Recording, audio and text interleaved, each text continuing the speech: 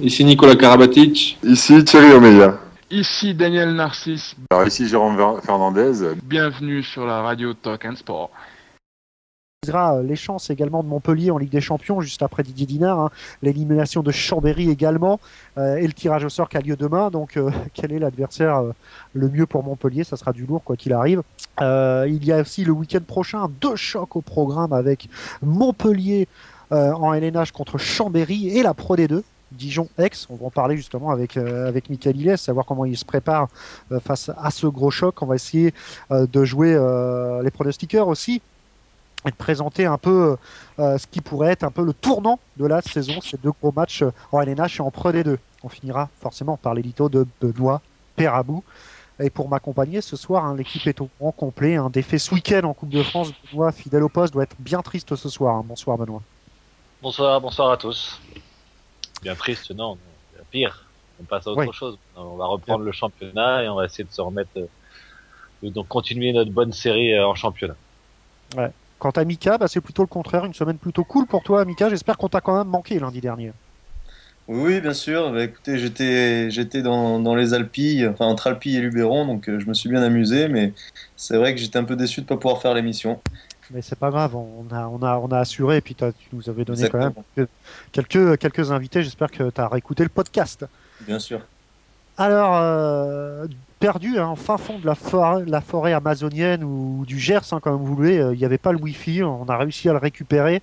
Thomas est de nouveau avec nous. Bonsoir Thomas. Et oui, je suis de retour pour reprendre du plaisir parce que pendant 2 semaines j'ai été sevré de ma dose de bonne humeur du lundi soir, donc j'essaie de reprendre ça aujourd'hui. Salut à tous et voilà, t'as bien résumé mes 2 semaines d'absence.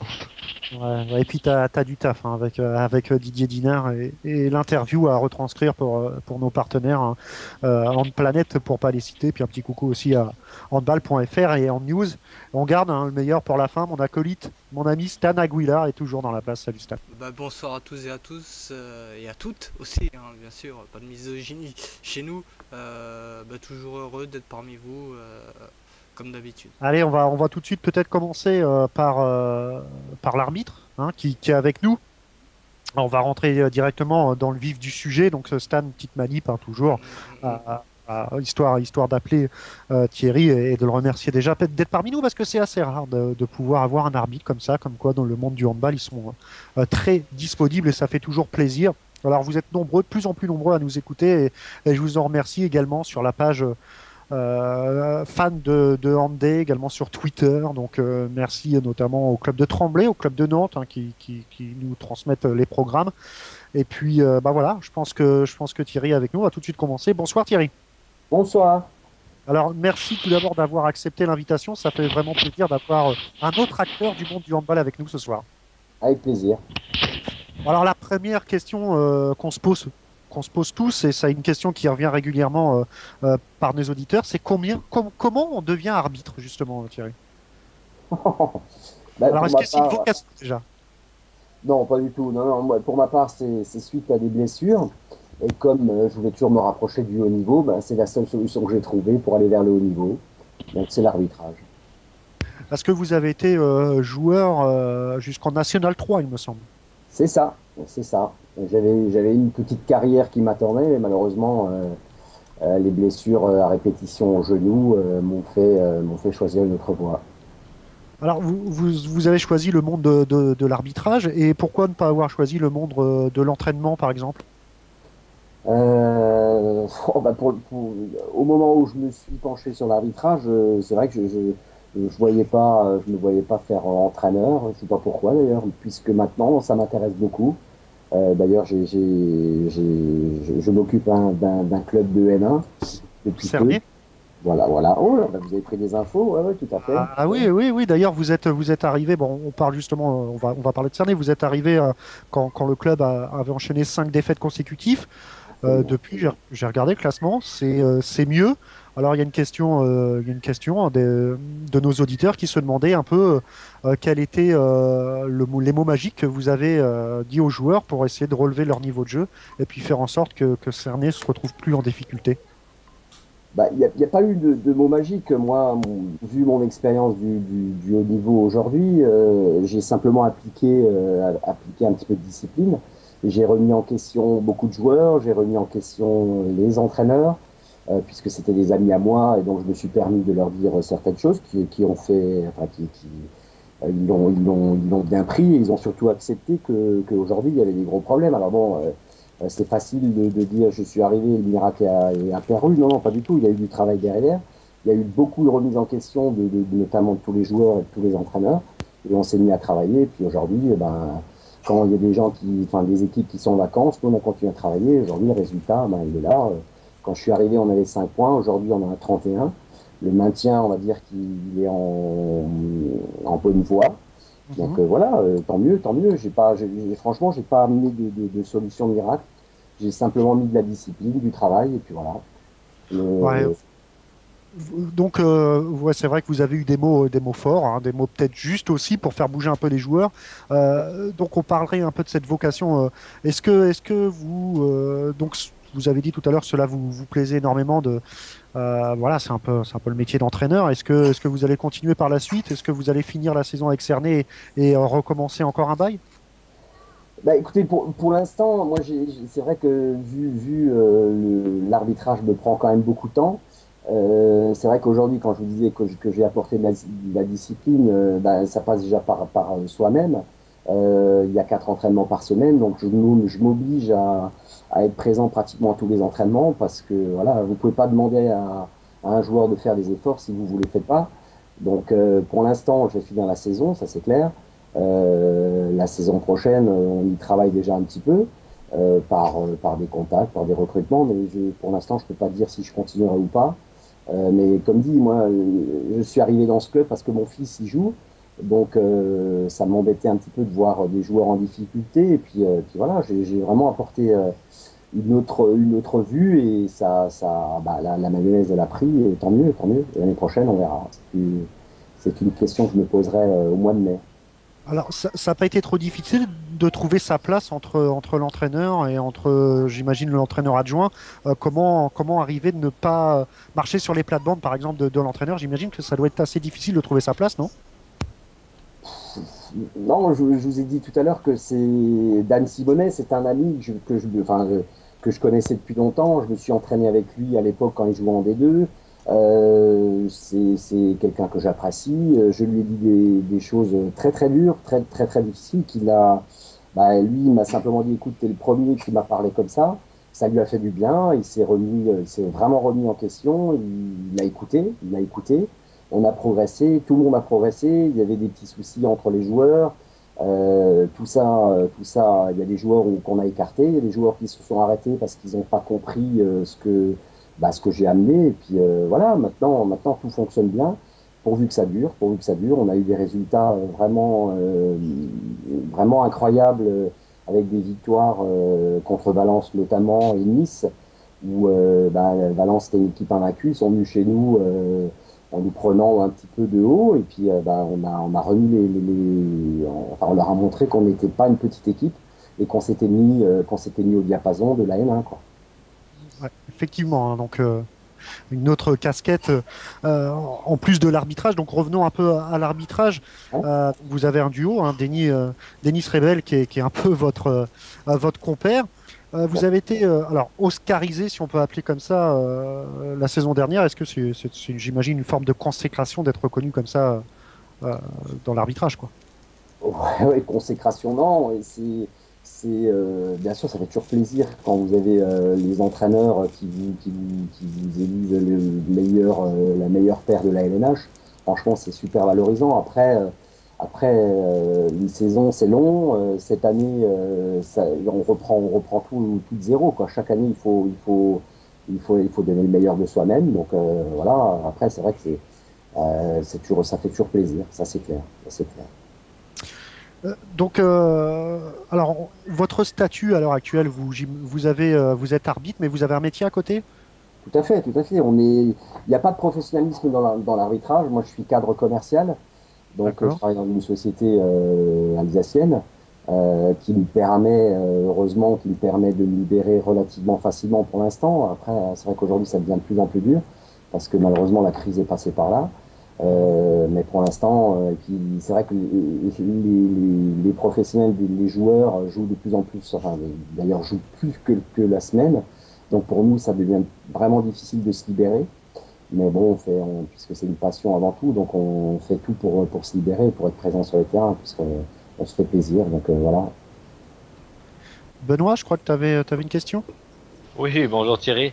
Salut, Justement, on parle de plus en plus de professionnalisation au niveau des joueurs, mais qu'en est-il de la professionnalisation au niveau des arbitres? Parce que voilà, on voit un décalage entre toute l'intensité qu'on peut mettre à s'entraîner 8 à 10 fois par semaine et vous qui arrivez avec des emplois en complément et qui avez une influence directe sur le résultat. Donc c'est vrai que des fois il y a ce décalage qui peut être mal perçu par rapport aux joueurs. Donc qu'en est-il de la professionnalisation exactement?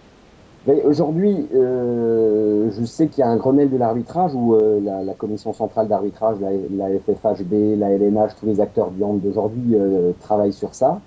Maintenant, mettre des arbitres professionnels, moi j'ai rien contre, mais dans comment faire, c'est difficile, quoi. On met quoi? On met des jeunes professionnels, on met plutôt des anciens professionnels, on met des gens qui sont installés, on met des jeunes qui arrivent.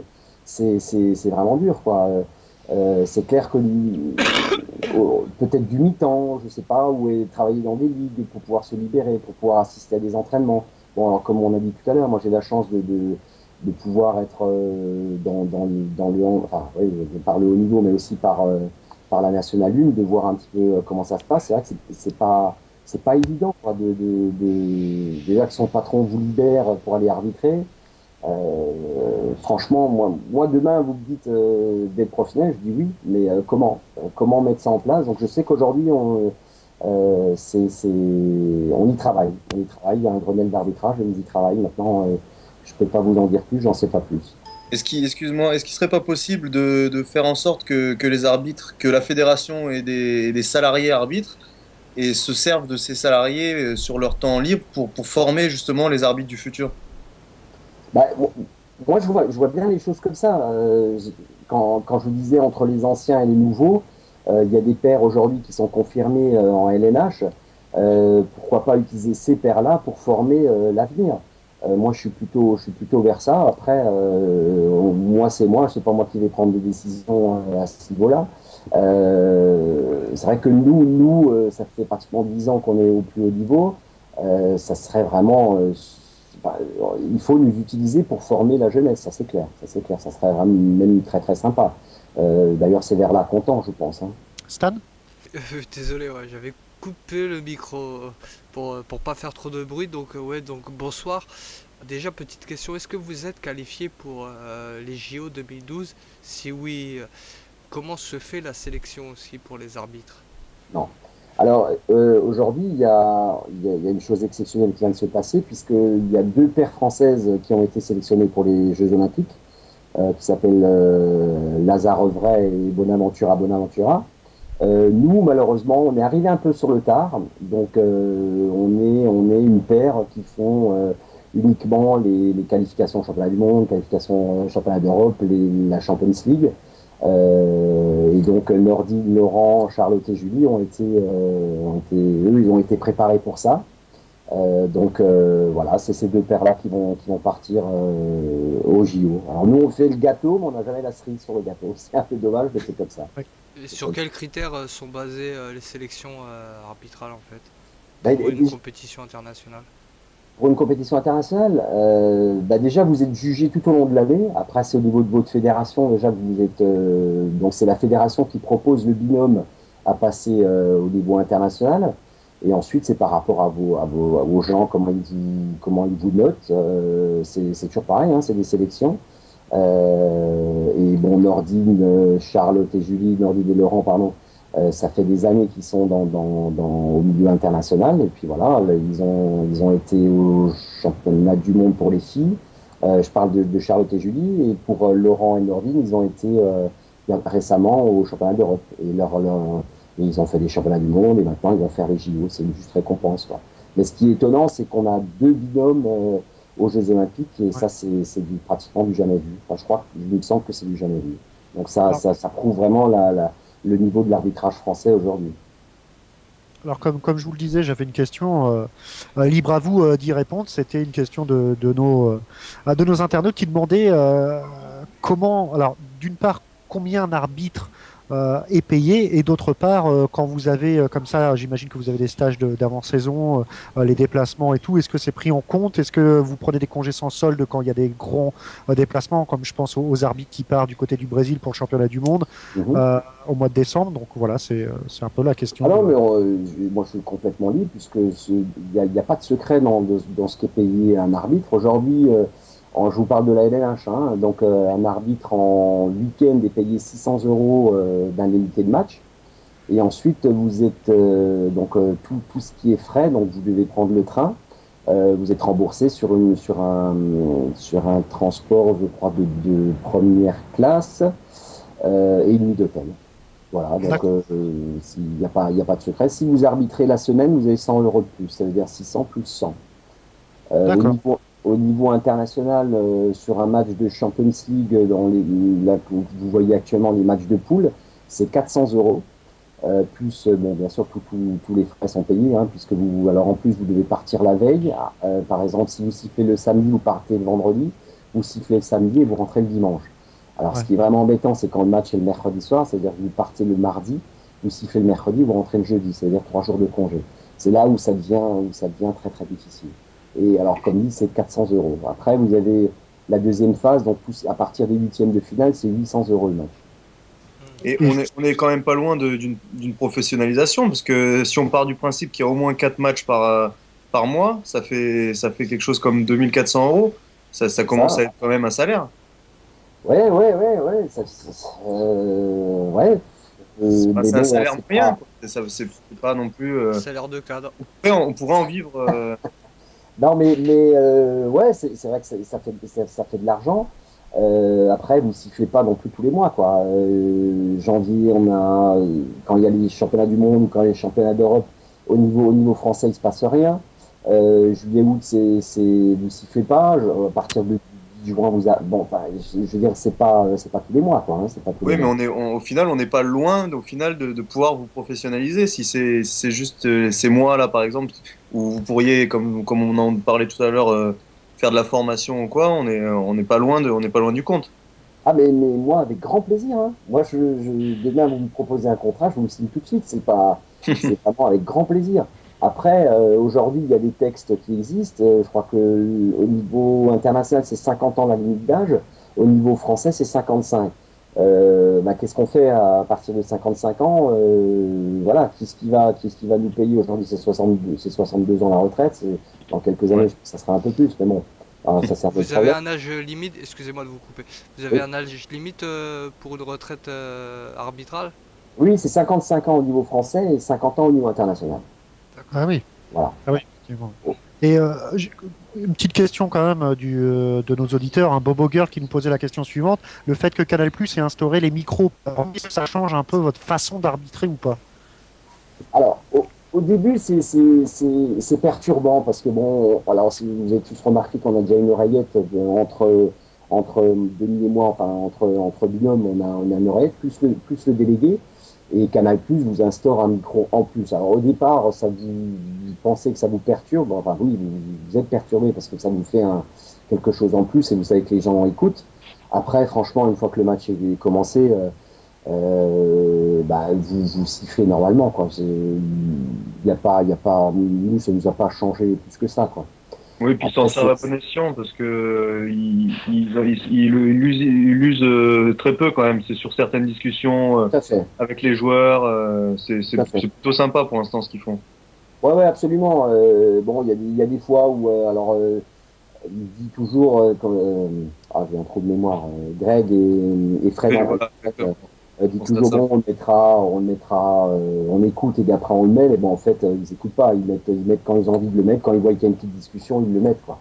Alors il y a des choses, des fois il y a des choses assez marrantes, Mais quand vous êtes dans le feu de l'action et dans le match, franchement le micro ça dérange pas, quoi. Après on a quand même des gens qui connaissent le handball, enfin Benoît pourra en témoigner, quand on se parle, quoi. C'est pas, on va pas prendre des gants, quand on a des choses à se dire, on se les dit, et puis voilà. Et justement, ça me permet d'embrayer un peu sur le sujet que j'avais envie d'aborder, c'est-à-dire la discussion entre les joueurs et les arbitres. C'est vrai que je trouve que ça varie énormément en fonction des pairs. Et bon, moi personnellement, je suis un joueur qui discute pas mal. Et c'est vrai que quand je me retrouve face à des pairs comme Moreno Serrano par exemple, qui refusent complètement la discussion, je trouve que c'est assez frustrant et c'est assez dommage parce que c'est un échange dans le match. Qu'est-ce que je me rappelle plus comment vous faites. Ça fait trop longtemps que je vous ai pas eu comme arbitre, mais c'est vrai que je trouve ça dommage de couper la discussion avec le joueur alors que parfois juste une simple explication ou ça permet de garder une bonne ambiance dans la partie, quoi. Et c'est super difficile aujourd'hui, moi je pars du principe qu'aujourd'hui, dans tous les arbitres qui sont au niveau de la LNH, ça va arbitrer. Après, c'est vrai qu'il y a des différences qui se font dans le relationnel. Je sais qu'il y a des arbitres, nous, en ce qui concerne le binôme, nous on aime bien ça. Donc, parce qu'on est dans le relationnel, parce qu'on peut se tromper, parce qu'un joueur peut se tromper aussi, donc on s'explique. Alors comme tu dis, un petit mot, voilà, écoute, excuse, je me suis trompé, ou ça passe bien. Mais par contre, je sais qu'il y a des notamment les jeunes, plus les jeunes, ils ont beaucoup de mal encore à franchir ce pas-là, de discuter avec les joueurs. Bon, nous on aime ça. Après, franchement, je peux pas prendre parti de critiquer les choix que font mes collègues, quoi. Chacun gère son binôme comme il peut. Est-ce que vous en parlez un peu? Est-ce que c'est un sujet qui est abordé dans les colloques d'arbitres, tout ça? Pour la communication avec les joueurs? Oui. Franchement, oui, on essaye d'en parler, mais vous pouvez pas changer la mentalité de quelqu'un ou de sa façon d'être, même qui vous dit ouais, je vais parler aux joueurs, mais peut-être il va. Enfin, franchement, c'est super délicat ça. J'ai un peu de mal à m'exprimer là-dessus parce que je peux vous parler de notre binôme. Ça, nous, vraiment, on aime bien parler, on aime bien expliquer les choses. Si on se trompe, on reconnaît. Enfin, on est dans cette communication. Après, les autres, franchement, je peux pas m'exprimer pour eux, quoi. D'accord. Benoît?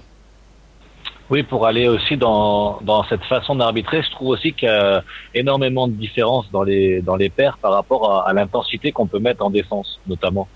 Je sais que voilà, par expérience, vous êtes une paire qui laissait pas mal le jeu, voilà, ça favorisait le jeu, et d'autres sont directement dans la sanction, et les échelles sont vraiment différentes par rapport à l'intensité. Alors je voulais savoir si il y avait des consignes qui étaient données, mais ça varie d'un match à l'autre. L'intensité qu'on peut mettre est difficile, quoi, est variable, mais de façon assez incroyable.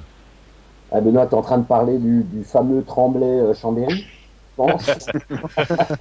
Entre autres, il nous apportait il voulait être soft en plus, hein. Non, mais en plus ça nous a porté pas mal préjudice, parce que c'est vrai que contre Chambéry on a envoyé pas mal et vous avez laissé pas mal jouer. C'est vrai que derrière on a été sifflé par des arbitres qui nous ont sanctionnés à outrance. Après on a eu le contre-coup derrière, donc c'est pour ça que ça n'a pas spécialement payé dans la durée. Écoute, tu vois, si on parle de ce match de Tremblay-Chambéry, et c'est vrai qu'au départ, ce match-là sentait un peu la poudre, ça c'est clair. Il était télévisé. Nous, c'est pas qu'on a pris l'option. On s'est dit, tant que vraiment ça dépasse, ça a dépassé certaines fois les minutes, mais il me semble qu'en première mi-temps, je crois qu'il n'y a même pas eu 2 minutes. Et pourtant, le match, il allait au bout, les mecs se sont serrés la main, et tout le monde était content. Même les mecs de Chambéry à la fin, ils ont dit, bon là, physiquement, ils nous ont marché dessus. Je me rappelle une discussion que j'avais eue avec Benjamin Gilles derrière. Franchement, ils ont été justes en disant, voilà, ils nous ont marché dessus physiquement. Donc après, pourquoi toujours sanctionner? Alors après, encore une fois, moi, je veux pas parler pour les autres. Nous, on avait pris cette option-là parce que ça s'est vraiment bien passé. Il n'y a pas eu de méchants coups, il n'y a pas eu de blessés. C'était viril, certes, mais ça m'a pas, regardais encore ce match-là il n'y a pas très longtemps. C'est vrai que c'est surprenant on n'a pas mis 2 minutes en première mi-temps. Et ça a fini à 2-2 ou 2 ou je sais plus exactement. Mais pour nous, ça s'est bien passé. Alors peut-être on a profité de notre expérience. Peut-être voilà, ça fait un moment qu'on est là, qu'on connaît tout le monde. Ça se passe relativement bien. Tant mieux. Après, je dis pas que tous les matchs sont comme ça. Il y a des fois où les 10 premières secondes, on va mettre tout de suite 2 minutes parce que c'était plus méchant que ça aurait dû être. Là, franchement, je trouvais que c'était correct. Non, tout à fait, mais par contre, tu vois, c'est toujours compliqué de savoir quelle intensité tu mets en début de match, parce que suivant quelle paire va t'arbitrer, tu peux être vraiment sifflé de manière complètement différente. Pas trop de tutoiement non plus, parce qu'après, ça pourrait être mal perçu dans les prochains matchs. Ouais, ça va pour jaser. Non, mais tu sais très bien qu'il y a des binômes pour les étiquettes. Nous, on a une étiquette comme on aime le jeu un peu viril. Voilà, donc les entraîneurs, je pense qu'ils doivent communiquer assez là-dessus. Et puis en général, ça se passe bien. Ou si ça se passe pas bien, c'est qu'on s'est planté et qu'on a fait le mauvais choix. Mais pour l'instant, ça se passe bien, donc on en profite.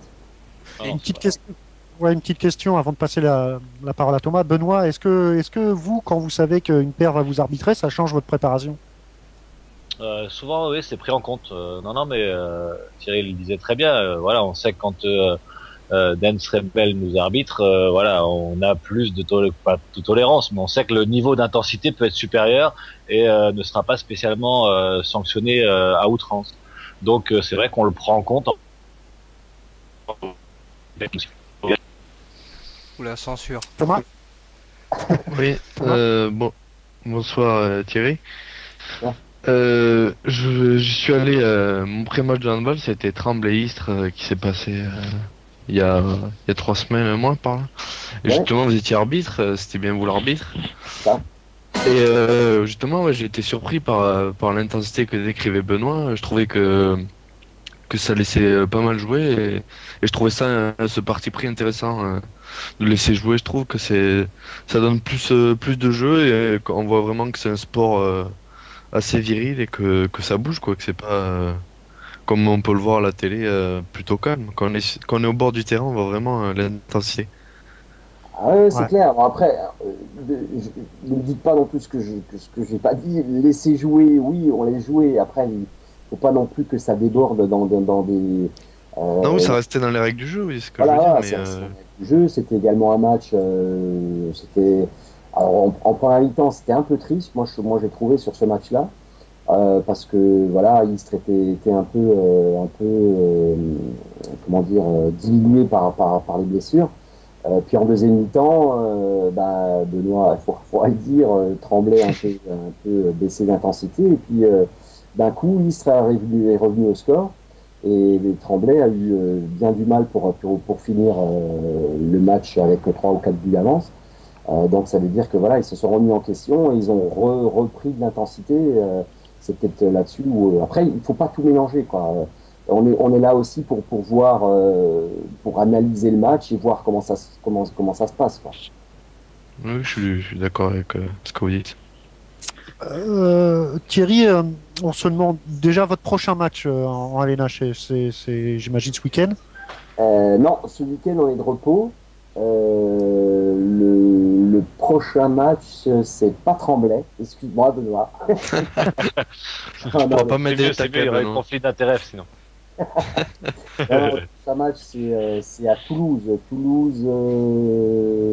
Oh là là, Toulouse. Non. Ouais, Saint-Raphaël. Ça va être un gros match. Hein. Ouais, qui est télévisé, c'est un mardi soir. Voilà, Toulouse-Saint-Raph. Après, on reste chez nous, on fait Célestat Paris, qui va être sympa aussi. Oui, exactement. Non, mais franchement, aujourd'hui, la LNH, on n'a pas trop à se plaindre. Les matchs sont vraiment intéressants. Est-ce que ça vous perturbe, vous, le fait que le handball soit de plus en plus médiatisé, vous, en tant qu'arbitre? Ah non, mais nous on est demandeurs de ça. Nous, ça nous fait plaisir. Plus on voit de hand, mieux on se porte. Franchement, alors je vais pas comparer avec les Allemands, mais les Allemands, il y a sur leur 12, attendez, comment je dis pas de bêtises, c'est 12 matchs, je crois, par journée, non, ou 10 matchs par journée, pardon, ils montrent 7 matchs à la télé, quoi. C'est génial, non? Franchement, nous, on est comme les joueurs, hein. Plus on monte de hand à la télé, plus on est content, hein. Et plus il y aura de monde, et plus voilà, et on avancera de mieux en mieux. Alors, une petite dernière question peut-être pour Miguel. Oui, moi j'ai une question de Stéphane Cambriles, qui est mon manager général, qui est le meilleur arbitre des arbitres, et qui voulait savoir quels étaient les joueurs les plus, entre guillemets, chiants à arbitrer dans le championnat de France. Il y a déjà les arbitres. Qui est vraiment... Il se renseigne pour l'année prochaine. Non, mais franchement, je peux pas dire qu'il y a des joueurs qui sont plus chiants ou plus... Je sais qu'il y a souvent des noms qui ressortent parce que... bon. Pascal Léandri est plus joueur, donc ça va. Pascal Léandri, voilà, mais Pascal Léandri, c'est encore pareil. Moi j'aime bien ce type de joueur. Pascal Léandri, en plus, j'ai vraiment de bonnes relations avec lui. C'est quelqu'un que j'apprécie beaucoup. Il y a plein de joueurs qui sont chiants à arbitrer. Je veux pas vous le dire. Je vous le dirai pas. Un pari. Il y a plein de joueurs. Après, franchement, moi j'aime ça. J'aime ça quand plus c'est chiant, mieux c'est, quoi. Il se passe quelque chose sur le terrain, c'est sympathique. Moi, j'aime bien. Et les Français sont plus chiants que les étrangers ou c'est pareil? Non, les Français, ils sont plus chiants dans leur club quand ils jouent à l'étranger. Parce qu'ils savent qu'on est arbitre français, donc ils vont essayer un peu plus. Mais franchement, ça se passe bien. Nous, on a des super souvenirs. On avait fait notamment à Hambourg, Ciudad Real, où il y avait, je crois, 7 ou 8 Français sur le terrain. C'était l'année dernière ou il y a 2 ans, je sais plus. Mais c'était super sympa, quoi. C'était juste si on parlait pas français enfin, d'ailleurs, on parlait français sur le terrain. Et à la fin du match, on est tous allés boire un coup ensemble. C'était génial. Non, les Français, ça va, ils savent se tenir, hein, comme tout le monde, hein. Ils s'ils savent pas, et on repasse par les sanctions. Allez, petite dernière question concernant les nouvelles règles. Vous êtes plutôt pour ou contre? Donc il y a le marché, il y a les 3 temps morts. Et ce marché, franchement, au niveau du marché, j'ai pas encore eu de documents là-dessus, hein. Expliquez-moi en deux mots le marché. Non, mais en fait, il y a une différence qui est apparue là, notamment. Alors, si t'arrives en dribble, t'as pas le droit de faire le double pas, il compterait pour 1, alors que si tu reçois la balle en courant, le double pas compterait pour 0. C'est quelque chose qui est apparu là, qui nous a été notifié par l'entraîneur, mais je voulais justement savoir si toi tu l'avais sifflé ou si vous aviez eu plus d'infos, parce que même nous, pour nous, c'est hyper flou. Donc. Ouais, mais franchement, on n'a pas eu d'infos encore là-dessus, hein. Ouais, bah tant mieux, parce que c'est vraiment une règle qui me paraît inapplicable. Imagine-toi, alors déjà, l'arbitrage français, on est très très mauvais sur les marchés, hein. Au niveau international, c'est ce qui ressort, hein. Les Français sont pas bons sur les marchés, bon. Mais juger un marché comme ça, tu te rends compte, alors, faut réfléchir à ce que le mec il a dribblé avant.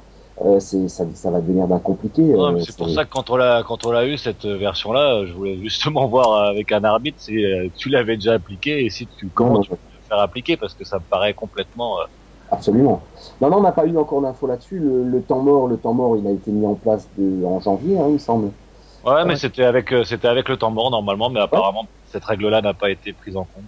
Non, on n'a rien eu là-dessus, hein. Donc t'es rassuré.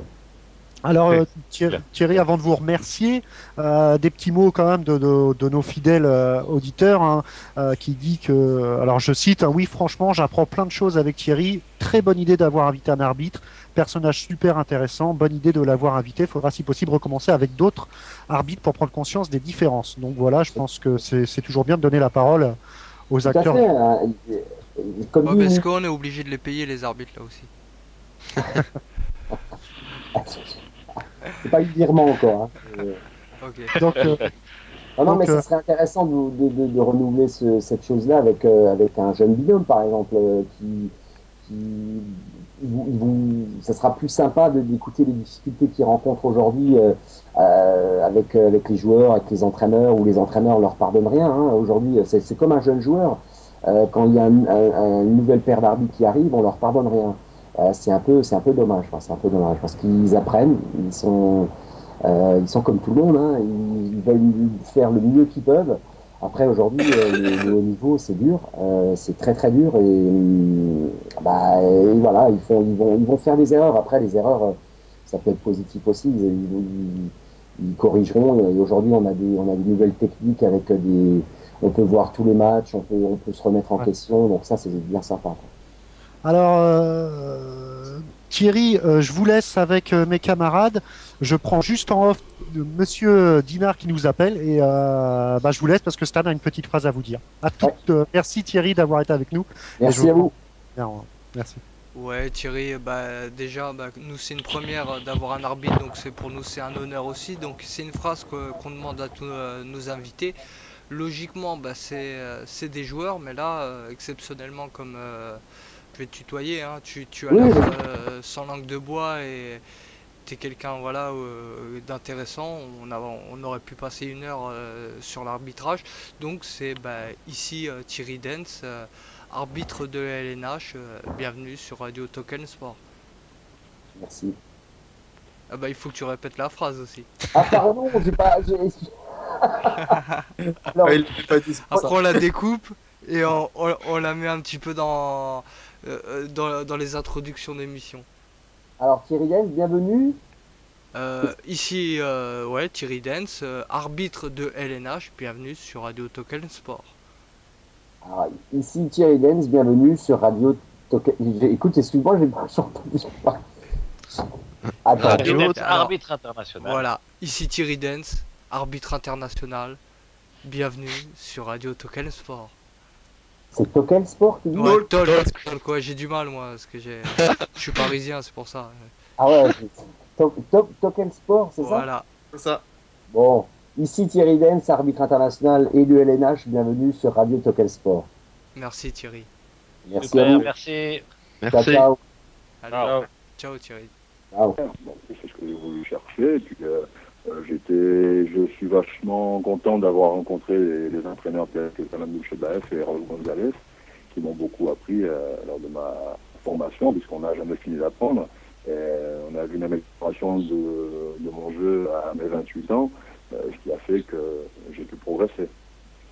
D'accord. Et le fait tu as partiellement répondu, mais le fait de ne jamais avoir joué en Allemagne, est-ce que c'est pas un peu un regret? Chercher à avoir, je ne sais pas pourquoi j'aurais des regrets, si j'étais pleinement satisfait. Il y a quand même 3 Ligues de Champions d'Espagne et 5 gars, donc je pense avoir un peu fait le tour. J'ai pas forcément le temps nécessaire pour ajouter l'an prochain. Les carrières sont pas aussi longues. Si j'ai 25 ans, j'aurais pu peut-être créer une nouvelle aventure dans les mêmes. D'accord. On sait que Pardon? Ah non, J'entends pas bien. Ah, j'entendais plus. On sait que le club a déménagé donc cette année à Madrid. Comment vous vivez ça à l'intérieur de l'équipe? Je sais que c'est assez difficile, il y a des déplacements, beaucoup apparemment. C'est assez spécial cette année puisqu'on s'entraîne à Ciudad Real et puis on joue à Madrid. Donc à l'arrivée, on est toujours à l'extérieur. Ça a été assez éprouvant sur cette première phase puisqu'on se rend compte que arriver, c'est des voyages et puis au niveau de la récupération, c'est pas forcément évident. Mais bon, il faut s'y faire et puis c'est une période transitoire. Donc voilà, on s'adapte, mais c'est pas forcément facile. Ouais. D'accord.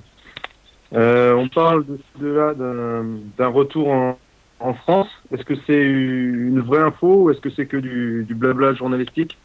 Non, c'est pas forcément du blabla. Je suis en dialogue plus ou moins étroit avec Toulouse, mais c'est sous réserve de certaines choses par rapport notamment à la situation du club, qui est plus ou moins certaine, puisqu'on n'a pas forcément, on ne sait pas vraiment où on va s'entraîner l'année prochaine. Voilà, donc il y a pas mal de doutes, et puis, ce qui fait qu'il faut déjà penser un peu à ses arrières. Alors, donc on parlait d'un retour du côté de Toulouse. Ça dépend également peut-être de la situation économique du de championnat espagnol. On a reçu justement un journaliste espagnol la semaine dernière qui était très inquiet quant au futur du espagnol. Vous inquiète également, vous? Les deux clubs qui sont le moins touchés, on dirait que c'est Barcelone et l'Atlético Madrid, anciennement Ciudad Real. Hormis ces deux équipes, il y a beaucoup de retard au niveau des paiements. Il y a des équipes qui ont 3 mois de retard. En Antequera, ils ne sont pas payés depuis octobre. Voilà. Et puis, donc on voit que quand il n'y a que 2 équipes qui sont à jour, il y a vraiment beaucoup de questions à se poser, effectivement. Oui. Donc vous avez parlé de Toulouse. Est-ce que donc c'est Toulouse sinon rien, ou alors vous avez peut-être d'autres en vue du côté de la LNA? Ben pour l'instant c'est vraiment Toulouse qui a beaucoup plus d'intérêt. Donc voilà. Donc et puis il y a pas mal d'autres choses. Moi j'ai pas forcément envie de m'étendre sur le sujet, mais pour l'instant c'est Toulouse. Bon bah on espère vous voir rapidement du côté de la LNH, nous Français. Est-ce que le fait que justement la LNH prend beaucoup d'ampleur du côté de la France, ça justement ça pèse un peu dans la balance également? Canal a racheté les droits, il y a pas mal de matchs, on en parle pas mal. Il y a une émission de radio qui a été créée, il y a pas mal de sites aussi qui voient le jour. C'est vraiment en pleine embellie. Est-ce que ça pèse un peu dans la balance, le fait de... Ça pèse dans la balance. On se rend compte qu'il y a un engouement maintenant autour du handball en France, et puis le championnat qui commence de plus en plus à voir ses internationaux revenir. Il y a beaucoup plus d'intérêt, effectivement, avec l'arrivée de Canal+. Au niveau financier, c'est beaucoup plus intéressant. Au niveau, au niveau des partenaires, sponsoring, tout ce qu'il peut avoir. Donc, c'est un championnat qui est vraiment pro. On se rend compte qu'il commence vraiment à être professionnel. Et puis, même les joueurs étrangers commencent vraiment à regarder d'un très bon œil le championnat. Et puis, c'est quand même un pays qui pèse dans la balance au moment de pouvoir choisir un club quand on veut partir à l'étranger. Benoît? Oui, Didier, tu as un rôle bien spécifique qui est quand même exclusivement défenseur. Est-ce que tu ne penses pas qu'avec l'évolution du jeu, une spécificité comme la tienne tend à disparaître? C'est la question qu'on se pose depuis au moins 7 ans. Donc, non, mais là, c'est quand même plus encore plus vite. C'est vrai que le jeu est de plus en plus rapide. Oui, ça peut poser problème à un moment donné par rapport à une stratégie, mais on se rend compte aussi que par le changement établi, que ce soit sur contre-attaque, ça peut être problématique.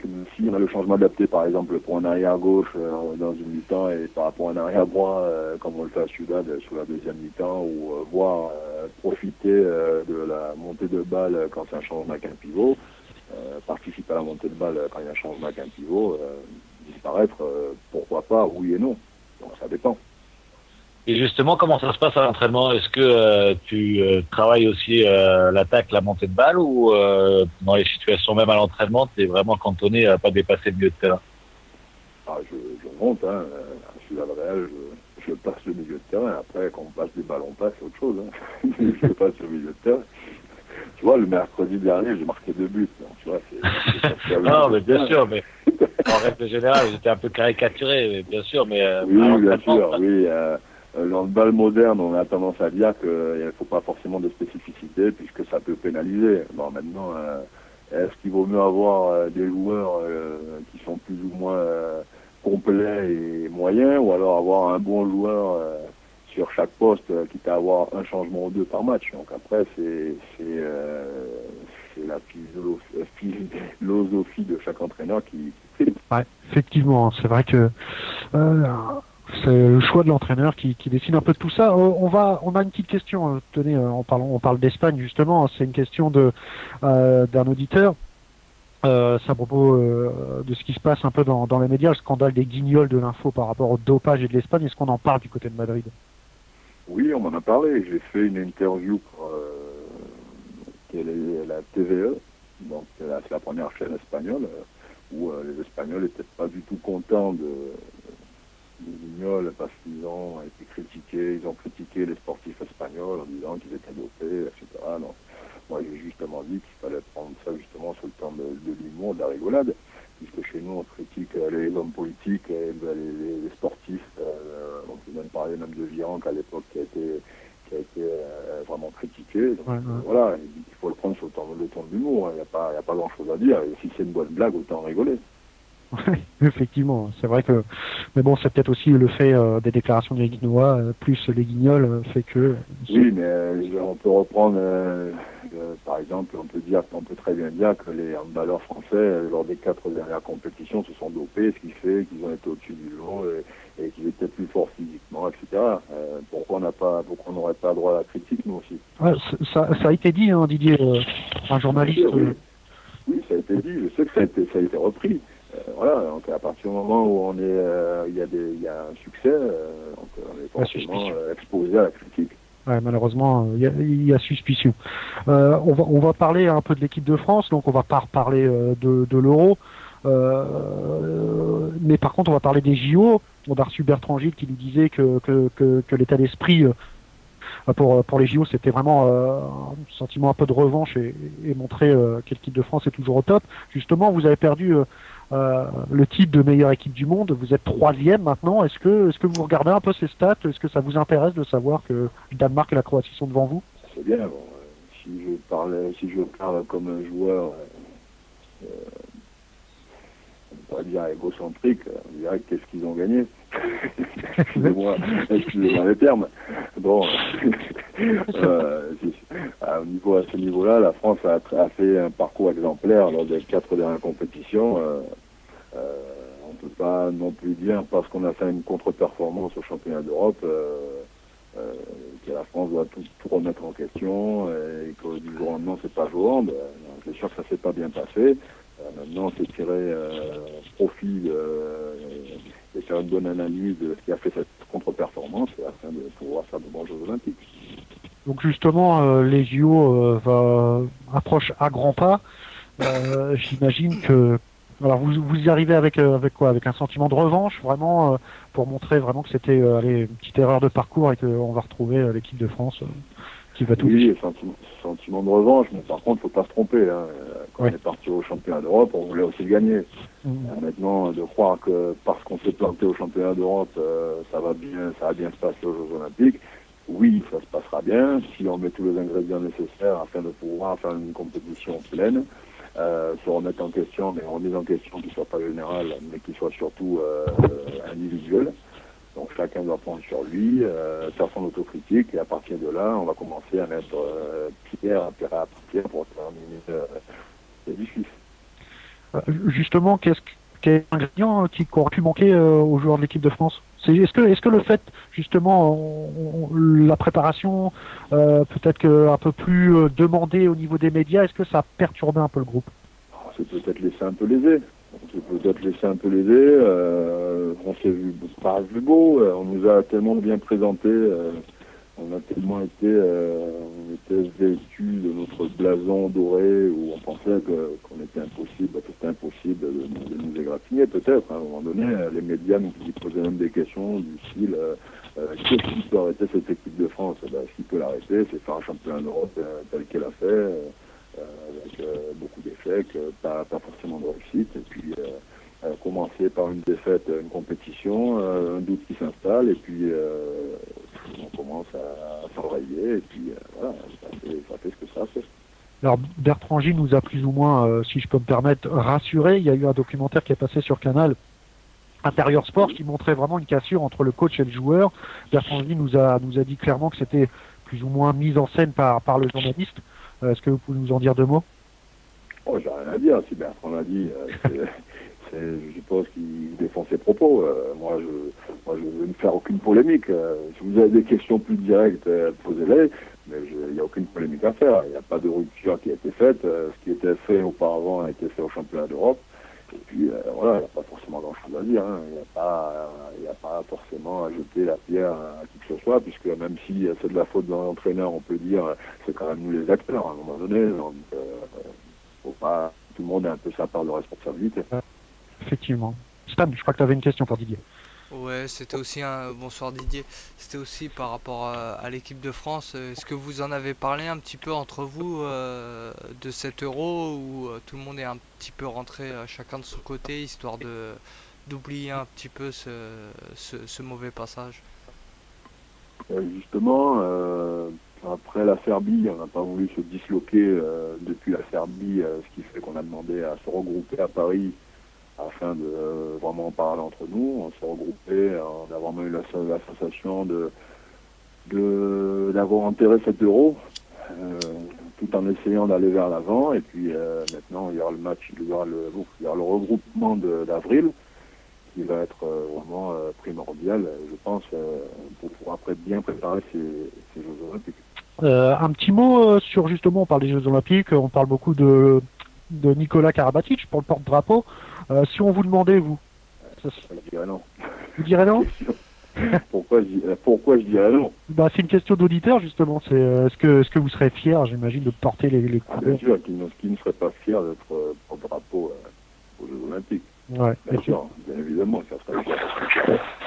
Et quelque part, vous avez eu la chance, quelque part, de rater une compétition où il y en a une juste derrière pour se rattraper, quoi. J'ai pas entendu, excusez-moi.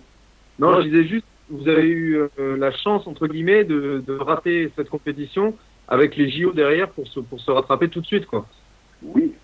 Parce que c'est vrai que si vous aviez perdu une compétition où il n'y a pas de JO derrière, c'était un an ça permet justement de se remobiliser de suite, essayer d'effacer cet affront, puisque ça a quand même été douloureux pour l'équipe de France, et puis se remobiliser de suite. Maintenant, c'est pas se remobiliser avec la bouche, c'est se remobiliser avec des actes. Donc, on sait très bien qu'on n'a pas été bon au championnat d'Europe, tout le monde le sait, tout le monde l'a vu, et puis bon, ça n'a pas forcément été brillant. Maintenant, ce qui a fait qu'on n'a pas été bon, maintenant, c'est essayer de faire le nécessaire afin de pouvoir y remédier. Ouais. Et ce qui est pas mal quand même, Didier a noté dans le point positif qu'on pourrait retirer de 7 euros, c'est quand même l'engouement, même après l'échec. Il y a eu, enfin nous on le sait via RTS, via Andé, l'émission qu'on fait, il y a eu beaucoup de messages de soutien envers l'équipe de France. Donc j'imagine que ça a dû vous faire plaisir. Bien sûr, il y a beaucoup de messages de soutien. Imaginez-vous l'inverse, où on s'est fait tuer d'entrée. On disait, mais attendez, mais c'est quoi ces supporters à un moment donné? Ça voudrait dire qu'on remet en question tout ce qu'on a fait lors des 4 dernières compétitions. Et bon, ça serait vraiment navrant. On va peut-être Ben, Mika, vous avez Benoît, je crois que tu as une question pour Didier. Oui, je voulais savoir un petit peu par rapport à cette fin de saison, quelles étaient vos ambitions avec Atletico? Est-ce que par rapport à la Ligue des Champions et au championnat? L'Atletico, au niveau championnat, c'est un peu space, puisqu'on a perdu à la maison 2-2, donc ce qui veut dire qu'il ne faut pas faire un faux pas avant de jouer au Palau. Et puis il va falloir gagner les 3 buts à Barcelone, donc c'est un peu compliqué, mais c'est pas impossible. On joue la Coupe du Roi dans pas longtemps, donc en 15 jours, je crois, 12 jours.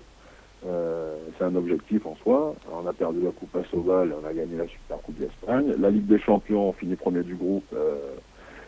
L'an dernier, au Final Four, les 2 dernières échéances du Final Four, ça a été une demi-finale et une finale. Donc maintenant, pourquoi pas essayer de la gagner? Bon, arriver en finale en ayant une place de vice-champion, c'est quand même la plus mauvaise place, puisqu'on est récompensé de rien du tout. Alors qu'on arrive en finale, autant perdre encore. Et Montpellier comme tirage, c'est un bon ou un mauvais tirage? Si je pars sur le plan affectif, c'est un bon tirage puisque je reviens en France. Si je pars sur le plan sportif, faut mieux pas jouer Montpellier quand même. Ouais, c'est vrai que Montpellier, ça va être un gros tirage pour eux, mais effectivement pour ceux qui tombent sur Montpellier, oui, c'est pas Montpellier. Ils n'ont pas forcément fait un bon parcours puisqu'ils terminent 4e. Mais bon, ça reste quand même un prétendant à la Final Four. C'est quand même une très bonne équipe. Ouais. Très bonne équipe à Montpellier. D'ailleurs, comme vous l'avez signalé, hein, il y a pas mal de joueurs étrangers qui reviennent dans le championnat de France, pas mal de joueurs français également, avec Bertrand qui nous a dit que son championnat a été actualisé. Est-ce qu'il y aura quelques recrues du côté de l'Atlético? Est-ce que vous en parlez? Est-ce que c'est dans l'air du temps? Est-ce que vous avez peut-être des pistes à nous donner? Recrues en soi, non. Il y a juste Xavier qui arrive l'année prochaine. Oui. Et puis bon, déjà on verra la stabilité du club s'il y a pour l'avenir. Ouais, c'est vrai. Il faut se stabiliser et puis on verra ce que l'avenir nous réserve. On va passer à des... Est-ce que vous avez, attends juste par rapport à la stabilité, est-ce que vous avez une date butoir? Est-ce que vous allez avoir plus d'informations concernant cette stabilité? Ça va se décider dans la semaine ou les 8 jours, 10 jours qui viennent au max. Ah oui, donc rapidement quand même. C'est vrai, c'est rapide. Rapidement, oui, bien sûr. Et de là, vous prendrez votre décision quant à votre avenir. Bah, bien sûr. Et qu'est-ce qui manque? C'est juste que le principal actionnaire fournisse des garanties ou qu'est-ce qui manque pour... Sincèrement, on ne sait pas. D'accord. Sincèrement, on ne sait pas. On ne sait pas, puisqu'on est là, on attend d'avoir des réponses, des éléments de réponse. On sait qu'ils font le nécessaire, mais on ne sait pas. Et ça vous perturbe pas dans votre quotidien en tant que valeur professionnelle de ne pas être sûr de l'avenir de votre club? Ça ne perturbe pas, oui et non. Bon, je ne suis pas forcément préoccupé pour mon avenir, dans le sens où ouais. Si ça ne passait pas, bon, j'aurais peut-être quelques solutions. Mais bon, il faut que ça se décide dans pas longtemps. On va, pour finir un peu les questions sérieuses, alors il me semble que j'ai lu que vous étiez entraîneur adjoint de l'équipe de France Junior, c'est ça? Non, pas entraîneur adjoint, non. J'ai fait des interventions avec les France Espoirs, avec les France Junior, mais je ne suis pas entraîneur adjoint. Ah, donc mes infos sont mauvaises, autant pour moi. Est-ce que c'est quelque chose qui vous plaît? Est-ce que c'est quelque chose que vous devriez faire après votre carrière de joueur? Oui, entraîner, bien sûr. J'ai envie d'entraîner après ma carrière. Je pense que j'ai un bon message à faire passer. Donc ça, ma carrière, ça serait, on pourrait qualifier ça comme un bac plus 16 de défense. Pas mal déjà. Ouais, effectivement. Un bon CV. C'est un bon CV. Ouais, c'est pas mal. et vous commencerez par une équipe de LNH et le summon, ça serait, j'imagine, l'équipe de France. Là, je sais pas encore, l'avenir nous le dira. Ah, on va pas avoir de scoop, hein, on va pas avoir de scoop. Allez, on va passer à quelques petites questions un peu plus farfelues, histoire de plaisanter. Je vous laisse avec Stan qui vous faire une interview décalée. Ouais, donc rebonsoir Didier. Lo siento, je vais être obligé de te tutoyer. Il n'y a pas de problème, tutoie. D'accord. Donc, petite question comme ça qui me vient. As-tu l'objectif d'égaler Jackson Richardson au niveau de nombre de matchs en équipe de France? Impossible. Impossible. Impossible, puisque plus ça va, moins il y a de matchs. Et puis ça voudrait dire que ça me projette après au moins 2015. Hein. Ça fait mal, ça, hein, non? C'est jouable, c'est jouable. C'est jouable. C'est jouable. Si tu étais une musique. Ouf, si j'étais une musique, ça serait un slow. Si tu étais un film.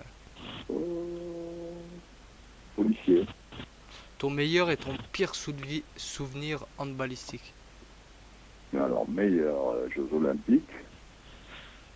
Lesquels? 2008, hein. 2008, hein, pas trop. Et pire, Mondial 2007. Aïe, ça c'est resté ancré dans les mémoires. Ah, bien sûr, ça va être rentré. Si vous voulez comme ça, faut arrêter ça à un moment donné. Si tu n'étais pas Didier Dinard? Là, si j'étais pas Didier Dinard, j'aime bien Miguel Indurain. Ah ouais, parfait. 5 Tours de France, très bien. Dopé.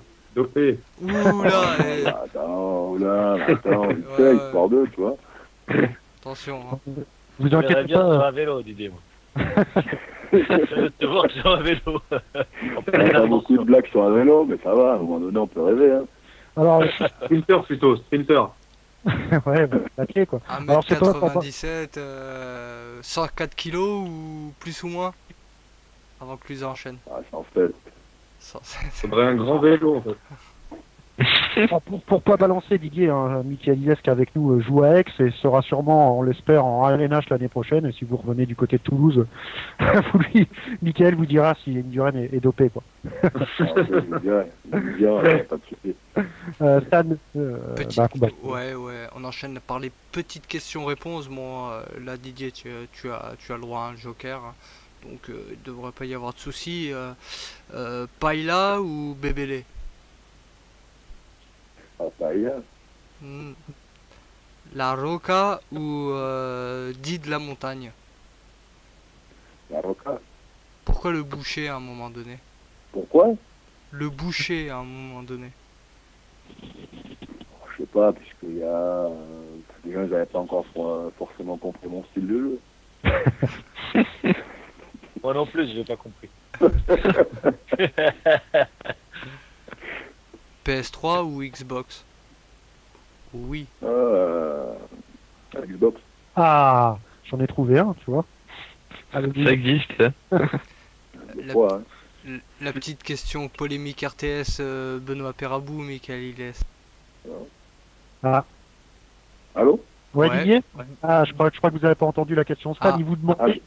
C'est Benoît un peu- Perabou ou Michael Iles? Ah, Benoît Perabou, mon idole. Un peu plus compliqué, on va dire. Un slip ou caleçon? Ah, caleçon. Et bien sûr, bon ben, on peut en prendre aussi pour notre grade, hein, je vous rassure, Michael Benoît. RTS ou RTL? F. Impeccable, merci Didier. Bien sûr, la petite phrase que tous nos invités ont la gentillesse de dire pour nous. Ici Didier Dinard, bienvenue sur Radio Token Sport. J'ai pas entendu, ça a coupé.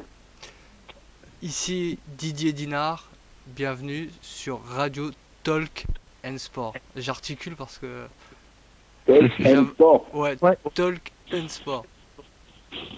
Ici Didier Dinard, bienvenue sur la radio Talk and Sport. Merci Parfait. Didier. Alors, Didier, Voilà. juste deux petites questions encore de nos auditeurs. Alors, Pas de souci. est-ce que vous avez programmé plus ou moins votre fin de votre carrière internationale? Ou c'est le corps qui vous dira? Ouais, j'ai programmé, oui. C'est quoi? On peut après les JO? Ben, tu m'as demandé, tu m'as dit si j'avais le droit à un joker. Ben, joker. Ouais, effectivement, il a le droit. Le salaud. Mais non. Il nous a eu, Il est malin, il est malin. Ouais. Ah oui. Il n'est pas que Ah, joueur, il deuxième, est c'est quoi aussi très très fort. Ouais. Bien joué Didier. On a été piégé par. Merci Stan. La prochaine fois, t'enlèves les jokers, s'il te plaît. Deuxième petite question. Votre contrat du côté de l'Atlético, il dure jusqu'à quand? J'ai cette année plus 1. D'accord. Donc, Donc, c'est plus 1. J'ai Ok. 1 cette année, plus 1. d'accord. Ok. Donc, Un vrai plus ça ou c'est encore un an et demi? Non, c'est cette année en fin de saison, je peux être libre. Oui, il y a des voilà, clubs, voilà, donc, c'est ça. C'est un vrai plus ça. Il y a un vrai D'accord. plus 1. Merci pour le scoop, Didier. Voilà. ça, c'est un scoop. Thomas, t'avais une petite question, Didier.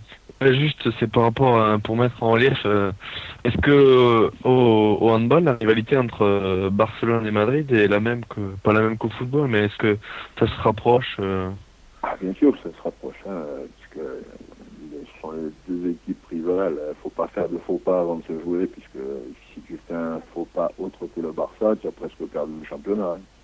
Hein. Donc ça se joue en aller-retour. Et puis, vu qu'on a perdu à la maison, maintenant on sait qu'on doit se concentrer sur le match retour pour Opala, qui va être très difficile. Et bon, après, c'est avoir la stratégie appropriée pour essayer de faire l'exploit. Voilà. Je pense que ouais, c'est un peu partout. Ouais, c'est bon, c'est ce que je pensais, mais et aussi, c'est des matchs tendus qui sont, je pense, les plus intéressants à jouer, non? C'est le match le plus intéressant. Hein. Faut, le Vista Alegre, qui est la salle où on joue, il y a 14 000 places. Les deux matchs, la Super Coupe d'Espagne qui s'est jouée à Madrid, on a fait presque 12 000. Et le deuxième match, ça a été 12 600, je crois. Donc vous comprenez l'engouement qu'il y a autour de ce genre de match. Les gens se déplacent de partout. Et avoir une salle à 12 000 spectateurs, c'est quand même quelque chose de beau. Sur un match, par contre, c'est une fois à l'année quand même. Ouais. Donc on voit l'intérêt que portent les gens, les supporters à ce match. Ouais, c'est la rivalité Barça-Madrid n'a pas lieu Ah oui, que. bien sûr. Les gens, tout le monde, les Madrilènes, quels qu'ils soient, détestent le Barça. Et puis en Catalogne, tout le monde déteste les Madrilènes. Donc c'est Ça. évident, Ouais, c'est Paris-Marseille du côté français. Voilà, c'est le Paris-Marseille espagnol. Comme Séville déteste Madrid et les Basques Et détestent. voilà, donc il y a des rivalités, après chacun cherche ses démons, et puis voilà, chacun se débrouille comme il peut. Bon, écoutez, Didier, vraiment merci d'avoir été avec nous. On prend rendez-vous dès que vous avez des nouvelles sur votre avenir. J'espère que vous nous ferez le privilège d'être les premiers. Mais il n'y a pas de problème, c'est bien pour Benoît. Hein. Bah ouais. Merci Benoît. Vous avez un bon avec vous là. Le Messi du hand. Donc, Là, je vois un jaune. Hein. alors, on l'espère le plus tard possible pour votre fin de carrière internationale, parce que voilà. Bah oui. Il y a un au même- record à Je sais battre. pas, faut demander au Joker. Il y a un record à battre. On va revoir un peu cette règle de Joker qui pour moi ne doit plus y être. Ouais, faut enlever la règle du Joker. Hein. Et puis forcément pour votre futur club, j'espère qu'on aura l'honneur et le privilège d'être les premiers avertis, et puis les auditeurs forcément vont l'être également. Merci de votre franchise et de votre gentillesse. C'est voilà, c'est tout C'est ça. rien, c'est un plaisir. C'est tout ça un peu le hand français, c'est pour ça qu'on l'aime, et on vous dit merde pour les JO. Et puis pour la fin de saison avec Un vrai grand joueur avec une vraie grande humilité. ouais, Ah, merci, c'est gentil. comme la majorité des joueurs qui composent cette équipe de France, on a reçu à peu près tout le monde, et C'est peut-être ce qui fait la force de l'équipe de France. ouais, je pense aussi Mmh. l'humilité Aussi. qui vous caractérise, ouais, effectivement. Voilà. Merci Didier, je vous souhaite une bonne soirée, et à très bientôt pour d'autres infos croustillantes. Merci beaucoup. Merci Didier d'avoir été avec nous. Donc vous avez été nombreux à suivre cette interview, vous avez été nombreux à apprécier forcément Didier Dinard. On va parler après un peu de la Ligue des Champions avec nos clubs. Chambéry, vous le savez, qui est tout simplement éliminé de la Ligue des Champions, qui a fini par une bonne note, et puis Montpellier qui va tirer un grosse équipe, notamment l'équipe de Didier, on en parlait tout à l'heure. Juste avant, je passe un petit jingle, on fait quelques manips, et puis voilà, on est ensemble encore pour une bonne dizaine de minutes pour parler. Il y a l'édito de Ben, forcément, faut pas la louper, l'édito de Ben, qui est devenu mythique. Et puis allez, on se retrouve dans quelques minutes, le temps pour moi de passer un petit jingle, et on se retrouve pour parler encore de hand. C'est un peu l'émission qui veut ça, donc on remercie encore Didier Dinard d'avoir été avec nous. C'est toujours sympa d'avoir l'avis de joueurs de l'équipe de France. On en a l'habitude avec la rubrique de Michael Iles et de Benoît Perdou. Allez, à tout de suite sur Radio Totem Store. Ok, c'est parti. Nombreux à les poser. Malheureusement, on n'a pas pu relever un peu toutes les questions de nos auditeurs. Pour une prochaine fois, il nous l'a dit, Didier, il a trouvé sympathique cette émission, il reviendra. Et puis la rubrique de Michael Iles devient culte. Michael, j'espère que tu as été heureux encore une fois d'accueillir un membre de l'équipe de France. C'est toujours sympathique de voir l'humilité que dégage un peu cette équipe. Bien sûr, c'est toujours un plaisir d'avoir des internationaux français. C'est tout aussi plaisant d'avoir des joueurs un peu moins connus pour connaître un peu leur ressenti dans des championnats un peu moins huppés. Ouais, effectivement, toujours un bon amalgame à faire avec les championnats qui sont un peu moins connus. C'est toujours bon à prendre. On va parler rapidement. Il nous reste quelques minutes pour parler. Alors, on va parler de la Ligue des Champions avec Montpellier qui va tirer une grosse équipe tout simplement. Alors il me semble, c'est soit Barça, soit Hambourg ou soit Madrid, dans l'équipe Alors pour vous, Michael et Ben, quel serait le meilleur tirage pour Montpellier s'il y en a un, forcément?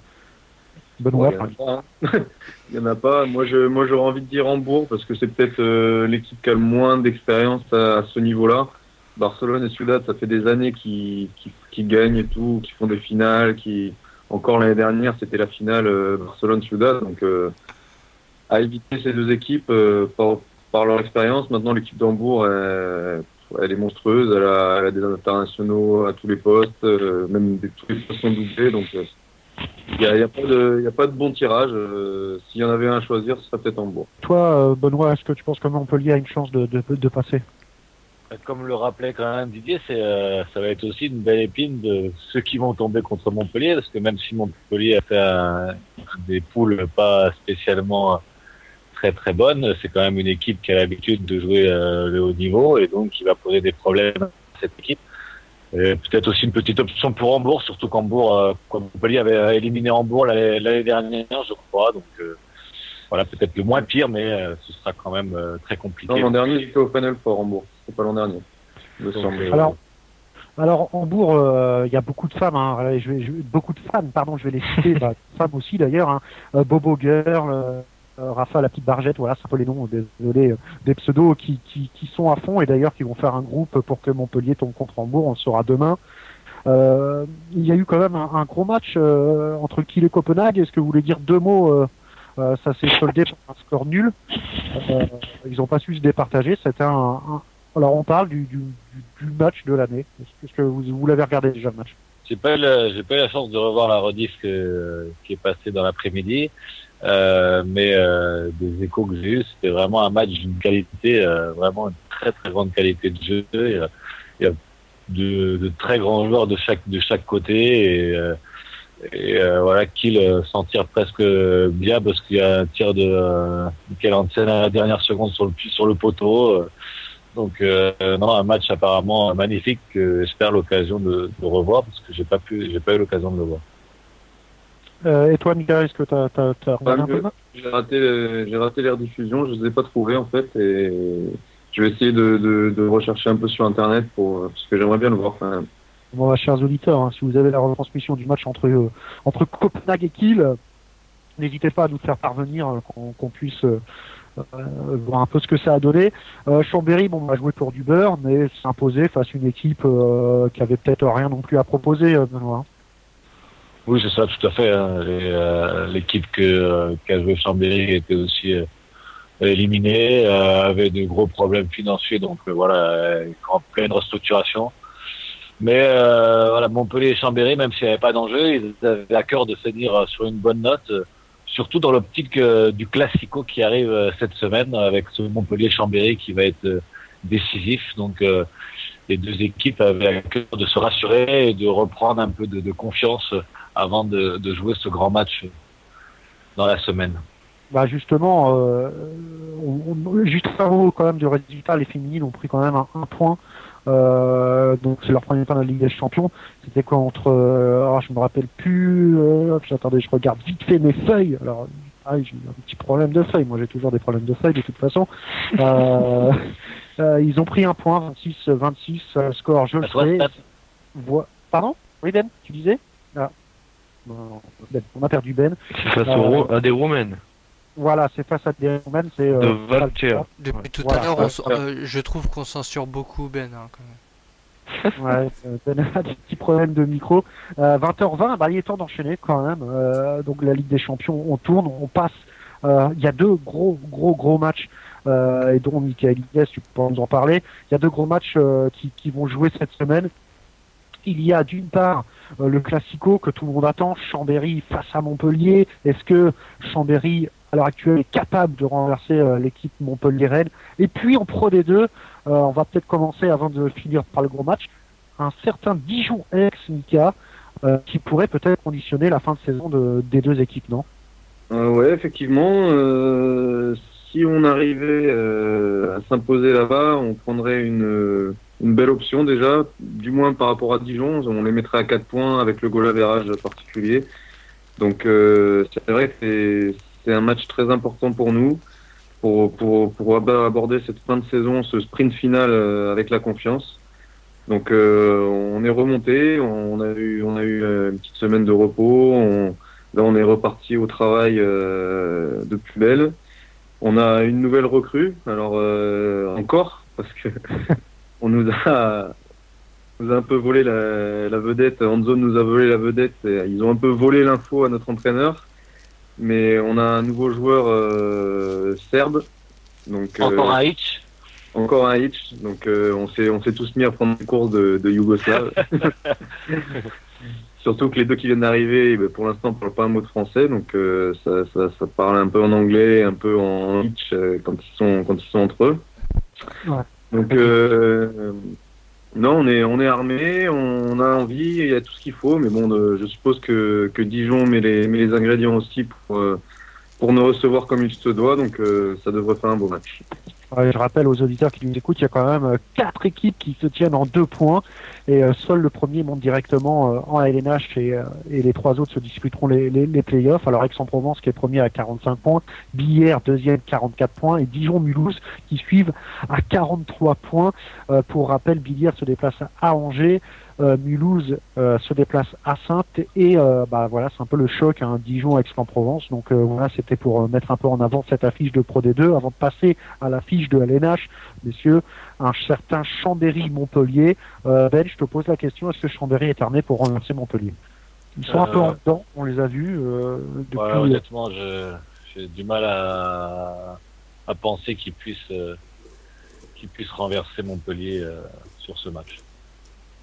Donc, est-ce que on sait jamais, est-ce que si Chambéry revient, donc ça joue à Montpellier, hein, faut pas l'oublier, si Chambéry venait à faire une super perte du côté de Montpellier, ils ont quand même 6 points de retard, est-ce que tu crois que ça relancerait un peu le championnat ou même une victoire de Chambéry n'empêcherait rien à Montpellier d'être... Justement, je pense qu'au contraire, ça continuerait de le tuer, j'ai envie de dire, parce que de toute façon, Chambéry, il y a vraiment très peu de chances qu'ils arrivent à remonter sur Montpellier. Par contre, les poursuivants de Chambéry, eux, sont pas très loin. Et si Chambéry perd ce match, ça peut un peu relancer la course à la 2e place. Et je pense que c'est ce qui aura le plus d'intérêt en cette fin de saison. Parce que pour la plupart des observateurs, je pense que Montpellier finira champion. Donc le petit suspense du championnat, ce sera cette 2e place et une défaite de Chambéry relancerait un peu ses poursuivants. Ouais, on parle beaucoup d'arrivées de joueurs, on voit que Paris s'arme bien du côté transfert, on sait que les frères Gilles reviennent à Chambéry, donc il y a peut-être des retours d'international français qui reviendrait aussi. Donc, est-ce que vous pensez, vite fait, messieurs, avant de passer et rappeler le tirage au sort de la Coupe de France et dire forcément le nom de notre prochain invité, est-ce que vous pensez que le championnat va être un peu plus équilibré l'année prochaine? Ouais, je l'espère. Après, Chambéry, peut-être qu'avec le retour des frères Gilles, pourra rivaliser un peu avec Montpellier. Maintenant, il leur manquera quand même encore un peu de rotation. Mais c'est vrai que ça va rapprocher un peu le niveau. Et puis si d'autres équipes derrière se renforcent un peu, je pense à Nantes avec l'arrivée de l'arrière droit espagnol, à Toulouse s'ils recrutent Didier Dinard et je pense qu'ils seront sur un gros pivot à l'intersaison aussi. Saint-Raphaël, si par bonheur ils arrivaient à récupérer Daniel Narcisse, donc c'est vrai que ça peut resserrer un peu le championnat. Après Montpellier sera toujours un peu un ton au-dessus. À Chambéry de bosser pour réussir à grappiller un peu de l'espace qui les sépare et pour pouvoir vraiment se disputer ce titre. Un petit mot, un petit pronostic quand même pour ce match-là. Est-ce qu'on peut tenter allez, on va commencer par Thomas, Montpellier-Chambéry. Montpellier-Chambéry, je pense que la logique sera respectée. Et que Montpellier l'emportera. Je pense que ça va être un bon match quand même. Je pense pas que, à l'inverse de Dunkerque-Chambéry, on ait un score fleuve, mais enfin un score fleuve en faire d'une équipe, mais je vois un beau match et Montpellier s'imposer quand même. Stan, un petit mot, Montpellier-Chambéry, petit prono. Ouais, bon, je vais pas être très original, mais c'est vrai que en plus Montpellier à la maison. C'est quand même. Annonce la surprise. Allez, match nul, 25 partout. Voilà. Voilà. Allez, Ben, et toi alors? Mouille-toi un petit peu à Montpellier-Chambéry. Moi, je suis très mauvais pronostiqueur, donc. Donc victoire de Chambéry. Voilà, victoire de Chambéry. Mika, pas de surprise, victoire de Montpellier, j'imagine. Et excuse-moi, je te coupe, je coupe tout le monde. Excuse-moi, Mika. Mais merci Ben, j'ai gagné de l'oseille grâce à toi la semaine dernière. Bah, écoute, on fait comme d'hab, on partage.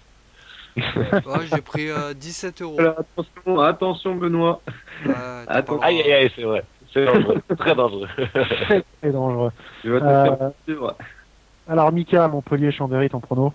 +6 Montpellier. Précise pour Montpellier. Je remercie Bibim Podo d'ailleurs qui nous a donné le lien pour voir le match Copenhague et qui nous annonce un très très grand Thierry Omeyer dans les buts. Donc je t'ai mis le lien, Mika, sur la page. Donc voilà. Merci. merci aux auditeurs qui sont assidus et qui nous écoutent. Je rappelle vite fait les résultats de la Coupe de France. N'oubliez pas demain le tirage au sort de la Coupe de France et de la Ligue des Champions. Donc ça a noté.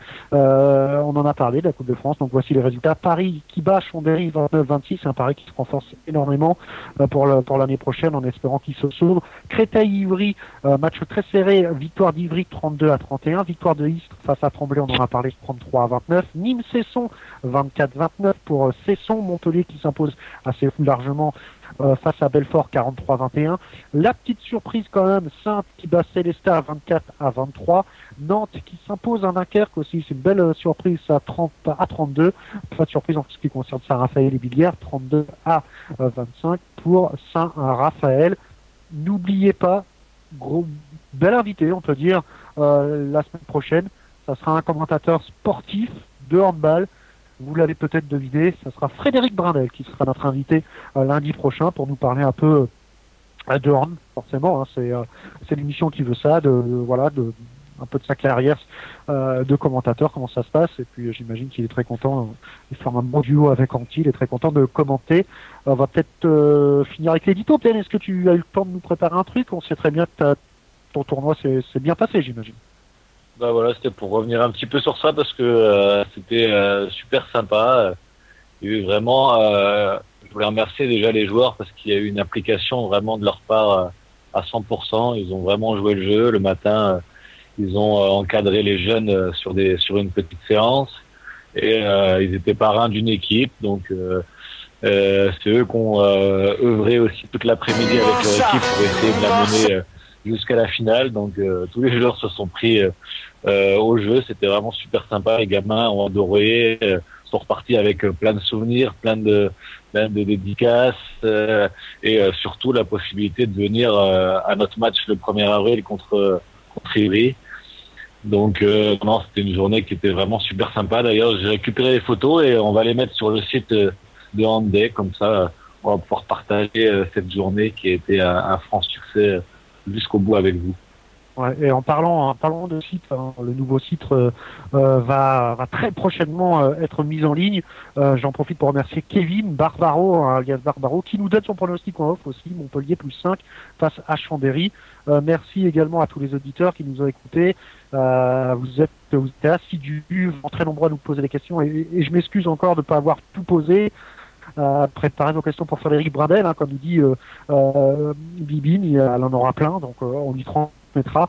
Et vraiment, merci, vous êtes de plus en plus nombreux à nous écouter, de devenir fan de la page Facebook de Handday et de nous suivre sur Twitter. L'émission prend vraiment de l'envergure, Benoît, c'est de bonne augure. Le travail paye, c'est très bien. Voilà, alors 21h30 en plus, Mickey va adorer, on est dans le timing, t'as vu ça un peu, Mickey? Parfait. Donc on va fonctionnaire du commentateur, fonctionnaire consultant. À 21h30, je ma femme qui crie derrière, allez, c'est là. Tu peux aller piper à la pointeuse, c'est bon, tu peux sortir. Il est en train de penser, merde, j'aurais dû faire arbitre peut-être, j'aurais touché peut-être un plus gros salaire. C'était sympa. T'as fait tes calculs. Qui avait pas pensé à vous non, c'était sympa, donc à renouveler. On a eu beaucoup de sollicitations pour renouveler arbitre, et on remercie Thierry Dens qui était avec nous, qui a parlé sans langue de bois. Et on voit quand même que c'est un peu à l'image des handballs, c'est vraiment plus de proximité. Allez, 21h31, je vais lâcher l'antenne, autrement on va rester jusqu'à 22h. Je remercie tous les auditeurs. Bonsoir à vous, spécialistes, hein, j'ai envie de dire, consultants de luxe, Mickaël et Benoît, puis à la semaine prochaine. La semaine prochaine, merci à tous. Mika, à la semaine prochaine. À la semaine prochaine, merci. On compte sur vous pour nous trouver des bons joueurs, en plus de l'invité déjà de Frédéric Brindel, c'est déjà énorme. Un petit remerciement à Thomas, de retour, donc tu as du boulot, hein, Frédéric, je dis Thierry Dens, et puis DJ Didar à transmettre l'interview pour Hand Planet. Oui, pas de souci, le travail repart et c'est pas plus mal. Et merci à vous et à la semaine prochaine. J'étais en vacances, moi. Oui. Non, mais comme ça, ce sera plus vite retranscrit. Allez, mec, au boulot. Allez, dépêche-toi. Et puis Stan, File dans ta chambre. Raccroche tout de suite. Allez, file dans ta chambre. Et puis Stan qui peut nous annoncer son programme de l'émission de LTA, aussi culte que l'ensemble des émissions RTS, j'ai envie de dire. Ouais, ben mercredi, on reviendra un petit peu sur on va dire les choses qui touchent, qui fâchent. Hein. On rendra hommage aux décès, aux 3 décès des ultras toulousains et parisiens. Nous aurons un Marseillais à l'antenne que j'ai eu tout à l'heure, que tu as eu en off et que j'ai réussi à avoir. Donc un supporter parisien qui était au déplacement à Lyon. Hein. Donc des petites choses à dire sur ce déplacement, des choses vertes et pas mûres. Donc encore une bonne émission mercredi qui se prépare. Ouais. Une bonne émission, donc à ne pas manquer. Merci d'avoir été à l'écoute RTS. Je remercie encore Thierry, Dance et Didier Dinard pour avoir été avec nous pour 1h30 de handball. Merci à tous et à la semaine prochaine sur Radio Talk and Sport. Ciao ciao à tous.